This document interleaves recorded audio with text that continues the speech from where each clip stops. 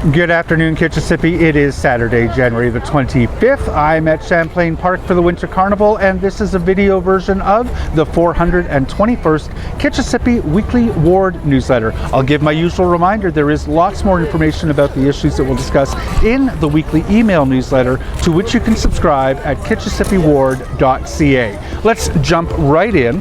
First off, I do have pop-up office hours coming up.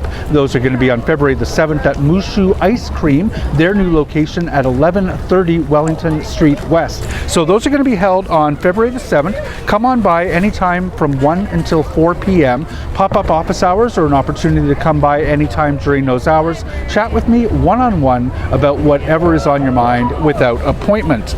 Also in the newsletter this week, I have a pointer to my most recent blog post. This one is about 342 Roosevelt Avenue. That is the location for a proposed mid-rise, a six-story, nestled up against the transitway. In the blog, I explain why I don't believe that I can oppose that, as some residents are asking. All of the policies and plans of our official plan, the provincial policy statement, point to this being the kind of desirable development that we want to see in locations that are immediately adjacent to transit stations like this. It is steps away from all the amenities of Richmond Road. It has that immediate access to the amazing recreation amenities in the NCC green space, Westboro Beach, etc. So I have a blog post up to explain why I don't believe I can oppose it, and also to note that coming up on February the 5th, we are hosting an open house so that residents can ask developers questions in preparation for providing the planners with feedback as part of that rezoning process. So take a look in the newsletter or at my blog on kitchissippiward.ca for more information about 342 Roosevelt, as well as a little bit about the associated variances that are being sought at 346. Also in the newsletter, I have a pointer to a report that I've put online about the operating agreements between the City of Ottawa, Dovercourt Recreation Association, and Ottawa Community Housing to operate the Van Lang Fieldhouse. The Fieldhouse at Van Lang is getting up on 10 years old now. It's been in operation for quite a while, and there are operating agreements between those parties that govern how it's used. Those agreements contain a provision for the agreements to be reviewed from time to time, but no review has happened since the Fieldhouse was opened. Members of the community were hoping that I could take a look at that and suggest any changes that might be needed to the basis upon which it's operated between the three parties. I have that report online. I'm not recommending any changes to the agreements themselves, but there are some improvements and some initiatives that could be productively undertaken that come out of my review. Also, I'll just quickly note that at 50 Bayswater, where the proponent or the owner is proposing to infill with a 16-story tower next to the existing 16-story tower, as well as develop 1088 Wellington with a 6-story building. The recording of the open house that we held for that one is now online. You can take a look at our YouTube channel for Kitchissippi Ward, or I have a pointer to it in the weekly email newsletter.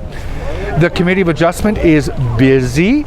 So at 451 Roosevelt, the owner is seeking to subdivide the property into two parcels, permit a number of variances to convert the existing dwelling into a semi-detached dwelling with some additional units. At 346 Roosevelt, there is a proposal for variances coming up for the 4-story low-rise apartment building that they're proposing there. That is kind of part and parcel with the 342 Roosevelt 6-story development, for which a rezoning is being sought. And at 60 Hampton, as I noted last week, the owners are seeking to sever the property into two lots for proposed semi-detached with reduced rear yards and setbacks for garages. So those are the new applications that the Committee of Adjustment is going to hear on February the 5th. I did get some decisions back yesterday from the January 15th Panel 1 meeting. The hearing for 462 Churchill was adjourned. It's going to resume on March 19th. And at 13 Lowry, the applications for severances and easements were granted, as were the variances to construct a 3-story long semi. At 166 Faraday, the variance for a front-facing garage was granted, and at 308 Atlantis, the applications for subdivision and variances were also granted. And then finally at 703 Churchill, the variances associated with a 3-story, 10-unit low-rise apartment building were also granted. In my newsletter last week, I made note of the site plan that has been filed for 200 and 210 Clearview. Those documents are now online, so you can take a look at all the reports and all the documents. I gave people maybe a bit too early of a heads up on that one last week, but you can find the link to those in my weekly newsletter, or Google them up at DevApps. And then finally, yesterday, or not finally, but in terms of city news, yesterday we all heard, of course, that there is going to be an election in Ontario that will soon be held. And I just want to let people know, as usual, I'm going to put my own survey to the candidates for the New Democrats, the Liberals, the Conservatives, the Green Party, asking them questions that are Kitchissippi-centric. If you have any ideas for questions that you'd like me to pose that are ward-focused, let me know by Wednesday by writing to me at jeff.leeper@ottawa.ca. I'm going to get that survey into the candidates' hands as quickly as possible and publish the answers, usually about a week or so before Election Day. Lots happening in the community. I'll make another note of the Westboro Village Stew Showdown that is in support of the Westboro Region Food Bank. That's going to be held on February the 8th from 2 until 4. I have a link in the newsletter where you can get tickets to enjoy that. A lot of the great restaurants in Westboro are participating, and I'm fortunate to have been asked to be a judge of the stews, so really looking forward to that. The Mechanicsville Winter Festival is going to be held on February the 2nd. Bring your skates to the Mechanicsville Festival from 2 until 4 p.m. 2 until 4 p.m. at LaRoche Park. There's going to be skating, free hot chocolate, kids activities, sleigh rides, all the usual winter carnival activities. Fisher Park is going to have its winter carnival on February the 8th. That's going to be from 12 until 4. Once again, we've got horse-drawn sleigh rides, charity bake sales, shoot to win, shinny hockey, a fun zone. They always put on a great winter carnival as well. Details. And then there is a 6 p.m. On the outdoor rink Swifty Skate and Disco Night. That sounds like a ton of fun. Hopefully we will see everyone there. And another plug for the Elmdale Book Fest that is coming up on February the 7th from 9 until 9, and Saturday, February the 8th from 9 until 4. Lots of used books. I've said it before and I'll say it again. It is all killer, no filler at that book sale. Tens of thousands of books available for sale. I think it is one of the city's best. And then I've also been asked by the Canadian Centennial Choir to make note of their Wild Frozen Blueberry fundraiser. I've got information on how you can buy blueberries wild for $24 for a 2-kilogram bag, various other items as well. Take a look at the newsletter for those details. Then in the newsletter, I also make note that City Council is going to meet again on January the 29th. It's not a particularly contentious agenda, but we will be grappling with the recommendations of the governance report, the midterm governance report. That's 138 pages. I'm not particularly exercised about anything that I saw in that document. True to our intent, it is largely tweaks.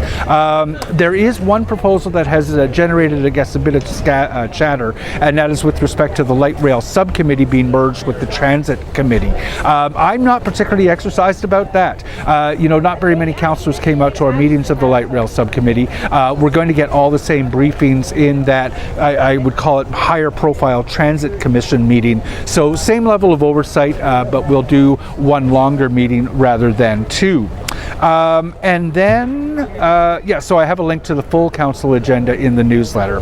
And finally, the Finance and Corporate Services Committee is going to meet on February the 4th. Again, a short agenda, but it's fairly substantial. The Lansdowne Partnership will receive a financial report from the Lansdowne Partnership with respect to its operating results.